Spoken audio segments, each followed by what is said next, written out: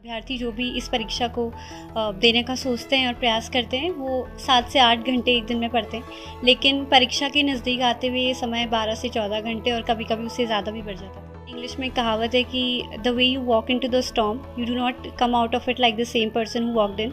तो जिस तरीके से आप इस एग्ज़ाम की शुरुआत करते हैं, जिस तरह के इंसान आप होते हैं, वो आप फिर रहते नहीं जब एग्ज़ाम पूरा होता है। ये आपको और भी कई पहलू ज़िंदगी के सिखाता है।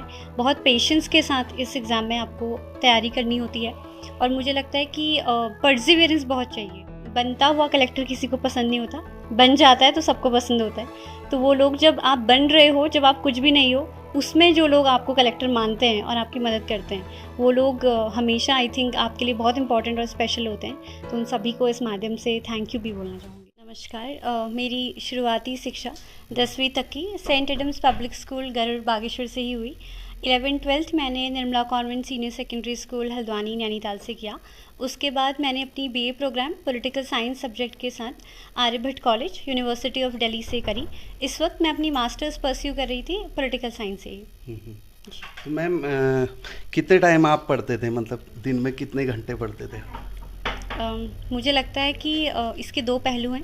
पहला तो ये है कि ऑन ए रेगुलर बेसिस मुझे लगता है सभी अभ्यर्थी जो भी इस परीक्षा को देने का सोचते हैं और प्रयास करते हैं वो 7 से 8 घंटे एक दिन में पढ़ते हैं, लेकिन परीक्षा के नज़दीक आते हुए ये समय 12 से 14 घंटे और कभी-कभी उससे ज़्यादा भी बढ़ जाता था। तो जो यूपीएससी के अन्य लोग भी तैयारी कर रहे हैं उनको क्या संदेश आप देंगे? मैं यही संदेश देना चाहूँगी कि निरंतर प्रयासरत रहें। मुझे लगता है कि ये एग्ज़ाम आपको सिर्फ़ एक रैंक नहीं दिलाता, ये आपकी पूरी पर्सनैलिटी चेंज कर देता है। इंग्लिश में एक कहावत है कि the way you walk into the storm you do not come out of it like the same person who walked in. तो जिस तरीके से आप इस एग्ज़ाम की शुरुआत करते हैं, जिस तरह के इंसान आप होते हैं, वो आप फिर रहते नहीं जब एग्ज़ाम पूरा होता है। ये आपको और भी कई पहलू ज़िंदगी के सिखाता है। बहुत पेशेंस के साथ इस एग्ज़ाम में आपको तैयारी करनी होती है और मुझे लगता है कि परसिवियरेंस बहुत चाहिए। हर रोज़ आपको ये लगेगा कि बहुत वास्ट सिलेबस है, आपको हर रोज़ लगेगा कि इतने सारे एस्पिरेंट्स हैं और मेरी सिलेक्शन का कितना रेशियो है और इस तरह की बहुत सारी चीज़ें जो जनरली लोग बात करते हैं कि इसका सिलेक्शन रेट बहुत कम है, 0.00 कुछ % बच्चे होते हैं। आई थिंक इन सब बातों पे ना फोकस करके हमें बस ये फोकस करना चाहिए कि मेरा इंटेंट क्या है इस एग्ज़ाम को देने का, मैं किस इंटेंशन के साथ इस एग्ज़ाम को दे रही हूँ। और अगर वो प्योर इंटेंशन है तो आपकी जेन्युइन हार्ड वर्क को डेफिनेटली वैल्यू होगा। और लक इस एग्ज़ाम का एक फैक्टर है, बट मुझे लगता है कि हार्ड वर्क बीट्स टैलेंट कहते हैं। If talent does not work hard, तो आप निरंतर प्रयासरत रहें और परसिवियरेंस के साथ इस एग्ज़ाम को करें। हर रोज़ आपको लगेगा कि नहीं होगा, लेकिन हर रोज़ आपको अपने आप को उठा कर ये कहना होगा कि नहीं, मुझे करना है क्योंकि मेरे लिए एग्ज़ाम इसलिए ज़रूरी है। तो पढ़ाई के दौरान कई परेशानियां आती हैं, आपके साथ भी हुआ होगा ऐसा?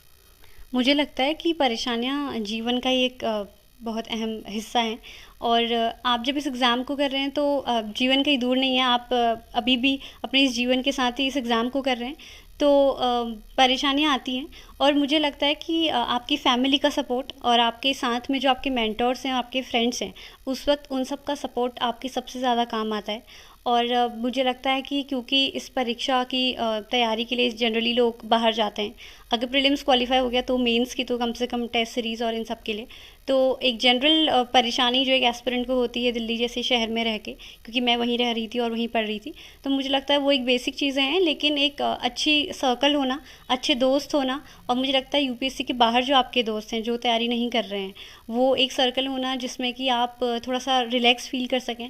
अपने पेरेंट्स का और अपने साथियों का सपोर्ट बहुत इंपॉर्टेंट है। तो श्रेय किसका मानते हैं? मुझे लगता है कि श्रेय तो सबसे पहले भगवान का है और भगवान के समान माता पिता होते हैं, आपके गुरु होते हैं। तो बिल्कुल मेरे माता पिता का, मेरे गुरुओं का बहुत बहुत ज़्यादा श्रेय है और मेरे कॉलेज के कुछ प्रोफेसर्स और मेरे दोस्त जिन्होंने मेरी बहुत ज़्यादा मदद करी है कुछ लो फेजेस में, उनका बहुत ज़्यादा योगदान है और उन सभी को बहुत बहुत धन्यवाद देना चाहूँगी। क्योंकि मुझे लगता है कि एक लाइन है कि बनता हुआ कलेक्टर किसी को पसंद नहीं होता, बन जाता है तो सबको पसंद होता है। तो वो लोग जब आप बन रहे हो, जब आप कुछ भी नहीं हो, उसमें जो लोग आपको कलेक्टर मानते हैं और आपकी मदद करते हैं, वो लोग हमेशा आई थिंक आपके लिए बहुत इंपॉर्टेंट और स्पेशल होते हैं। तो उन सभी को इस माध्यम से थैंक यू भी बोलना चाहूँगी। बहुत बहुत धन्यवाद।